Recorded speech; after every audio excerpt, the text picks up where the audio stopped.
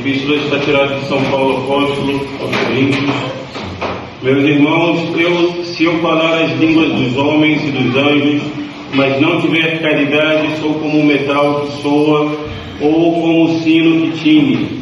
E se eu tiver o dom da profecia e conhecer todos os mistérios e quanto se pode saber, e se tiver toda a fé até o ponto de transportar montanhas, mas não tiver caridade, nada sou.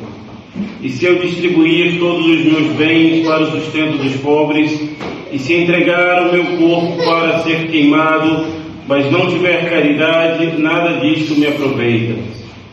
A caridade é paciente, é benigna, a caridade não é invejosa, não age precipitadamente, não se ensoberbece, não é ambiciosa, não busca os seus interesses, não se irrita, não suspeita mal, não folga com a iniquidade, mas alegra-se com a verdade. Tudo sofre, tudo crê, tudo espera, tudo suporta. A caridade nunca acabará, quando mesmo deixem de ter lugar as profecias, ou cessem as línguas, ou seja destruída a ciência, porque é imperfeitamente que conhecemos e imperfeitamente que profetizamos. Mas quando vier o que é perfeito, abolido será o que é imperfeito.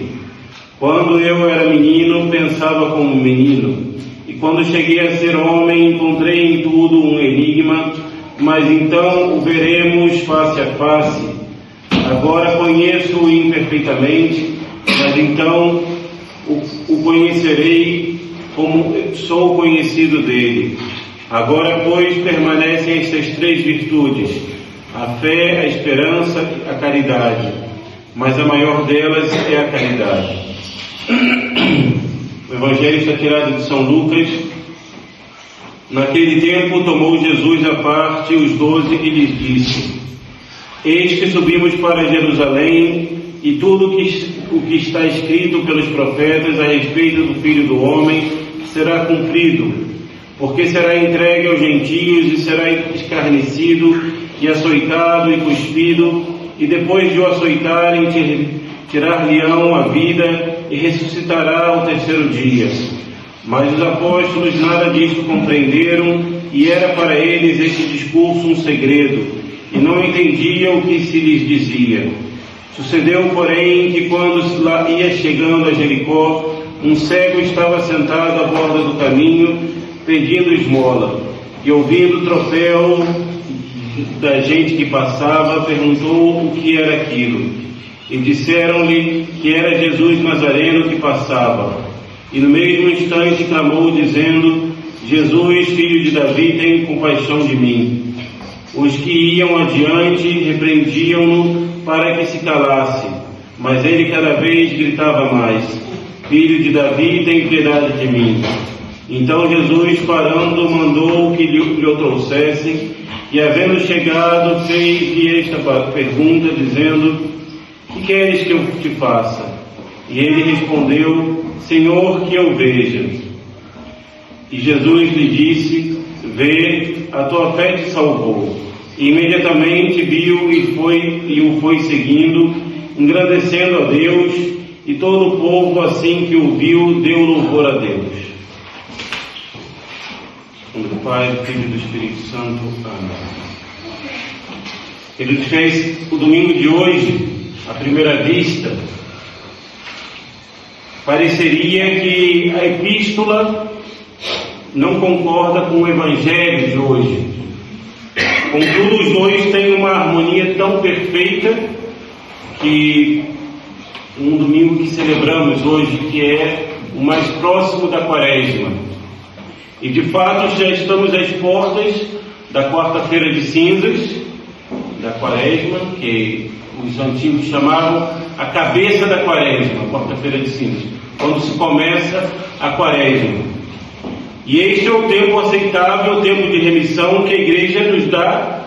Para quê? Para fazer penitência, para ter a nossa remissão dos nossos pecados, para ser um pouquinho mais aceitável a Deus.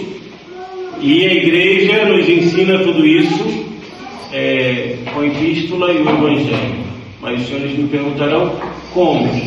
Como está tudo descrito no Epístola e no Evangelho de hoje? Então vamos ver um pouquinho. A Epístola vai falar-nos da virtude da caridade, chamado o hino da caridade, de São Paulo. Ele vai ter o hino da fé, quando ele vai falar tecer os elogios da fé de Abraão, e aqui ele vai tecer os elogios da caridade católica. O que é caridade? Não é uma filantropia, não é só um jogo de interesses, é um amor verdadeiro que vem de Deus. É uma virtude teologal que tem a Deus, nosso Senhor, por objeto. E ele vai começar, e sem a caridade, todas as nossas obras, tudo que nós poderíamos fazer, nada vale, nada. E aí São Paulo vai enumerar todas essas coisas que poderíamos fazer, mas sem ela não adianta nada. Nada. Não temos o mérito. As nossas boas obras seriam nulas sem a caridade. E de fato a caridade é o princípio do mérito. Se nós queremos merecer algo, nós devemos estar unidos a Deus pela caridade. Nós devemos amar a Deus e estar unidos a Ele.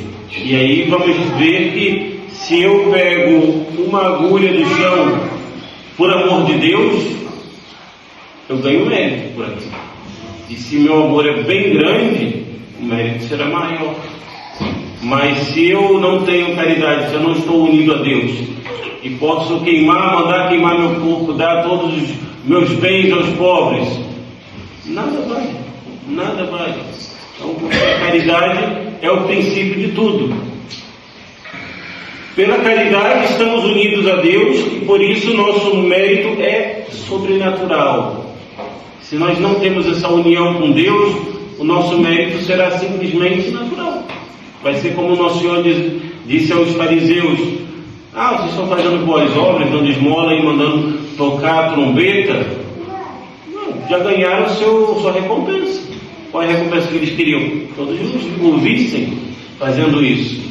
Mas para Deus, nosso Senhor, nada vale, porque não tem um mérito sobrenatural, mas sim uma coisa puramente natural.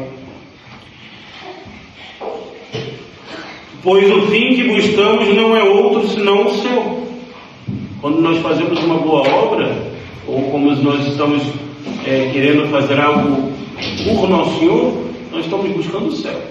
Estamos mirando, olhando o céu, que é a nossa pátria. E por isso São Paulo enumera várias boas obras que possamos realizar. Contudo, se não tenho a caridade, nada vale, nada.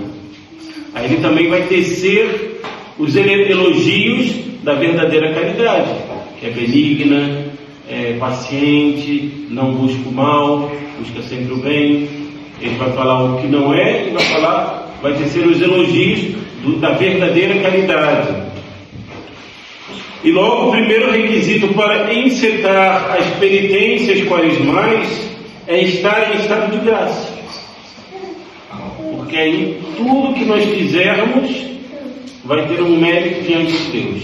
Vai valer algo diante de Deus. Ter o coração puro e estar unido a Deus, nosso Senhor. Depois da epístola nós temos o Evangelho, muito interessante. É o primeiro anúncio que o nosso Senhor vai fazer no ano litúrgico da Paixão. E ele vai indicar aos seus apóstolos esse mistério da Paixão. Para isso ele veio a este mundo, para dar-se por nós, para perdoar os nossos pecados. E para isso ele vai ter que sofrer. Os apóstolos não entendiam isso, não conseguiam entender como. Você vai sofrer assim? Não tem como. E São Pedro, na festa da Paixão, ele vai dizer: não, eu não deixarei. E claro, eles ficam com medo de tudo isso. Eles sabiam o que era a pena da crucifixão. como os romanos eram brutos, então eles ficaram com medo, pois ainda pensavam de maneira humana e não queriam perder o seu mestre. Eles tinham, digamos assim, amavam o nosso Senhor, mas de uma maneira natural, podemos dizer assim. Então o que vai fazer o divino pedagogo? O que nosso Senhor vai fazer para que eles entendam esse mistério da paixão e ao mesmo tempo entender quem Ele é? Nosso Senhor simplesmente vai fazer um milagre. Estava a passar por Jerusalém, por Jericó, e um cego que não sabia quem estava a passar começa a clamar. Quem está passando? Ah, Jesus. Jesus eu conheci, eu já ouvi falar dele. Então ele começa a clamar: Jesus, filho de Davi, tem piedade de nós, de mim. Tem piedade de mim. E os outros: para de falar, para de gritar, deixa isso, não atrapalha as pessoas. Ele grita cada vez mais alto. E Nosso Senhor fala: traga ele para cá. E ao se deparar com Nosso Senhor, ele não via. Nosso Senhor pergunta: o que queres que eu te faça? O que queres que eu te faça? E ele vai simplesmente falar: Senhor, que eu vejo. Que eu vejo. Ele poderia perguntar: que eu seja rico, que eu seja isso. Que eu vejo, eu posso ver. E Nosso Senhor vai curar esse cego. Ele vai mostrar o seu poder, vai mostrar que Ele é Deus. Que Ele é Deus. Só Deus podia fazer tal coisa. Só Deus pode fazer milagres. Mostrando assim que é Deus, e seus discípulos não necessitam temer de nada. Olha, eu sou Deus, o que eu vou fazer é para o seu bem, é para o bem da humanidade, e eu sei o que estou fazendo. E Deus, sendo Deus, seus sofrimentos têm um valor infinito, porque Deus é infinito. Então tudo que Ele merece, Ele tem as duas naturezas unidas, a natureza humana e a natureza divina.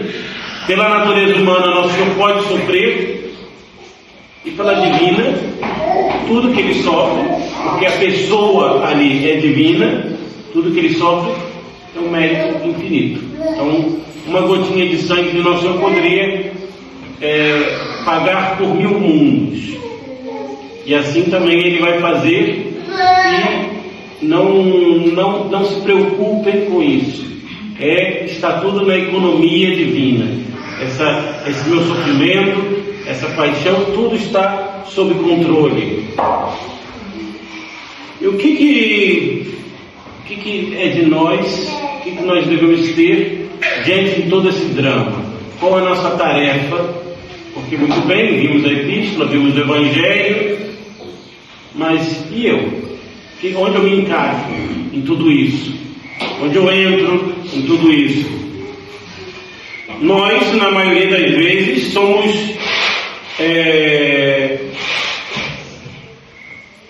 frouxos para enfrentar a cruz. Muito das maioria das vezes. E nós estamos como os apóstolos que, ao se depararem com o Nosso Senhor falando da cruz, do sofrimento, nós nos assustamos. Não entendemos esse mecanismo da cruz. A toda a paixão, o sofrimento, nós não entendemos. E o Senhor vem com sua graça curar-nos e mostrar-nos que o fim de tudo isso é o céu, e Ele é o prêmio. Nosso prêmio é ver a Deus. Então todo o fim da penitência é Deus, Nosso Senhor. Não é uma penitência pela penitência. Não somos faquires e só sofremos por nada. Não. Todo o nosso sofrimento tem um objetivo, que é o céu. Nós fazemos penitência para chegar ao céu, para ordenar as nossas paixões desordenadas, para assemelharmos cada vez mais a Nosso Senhor, que vai entrar no deserto e vai fazer penitência para ensinar, não porque Ele necessitava, mas para ensinar-nos que é necessário, porque senão nós não chegamos ao céu. Vimos todo esse tempo da Septuagésima, desde o primeiro do domingo da Septuagésima até agora, senão o Senhor está nos mostrando: olha, eu criei o mundo, eu criei o homem em graça, em justiça. Olha o que aconteceu. Vimos na semana passada Noé, que Nosso Senhor teve que acabar com a terra com o dilúvio, porque os homens estavam impossíveis. Então, toda essa desgraça que há no mundo é por causa do pecado, da desordem do pecado. E por isso que é necessário a penitência para podermos chegar ao céu. Então, essa preparação, Nosso Senhor vai nos ensinando que é necessário.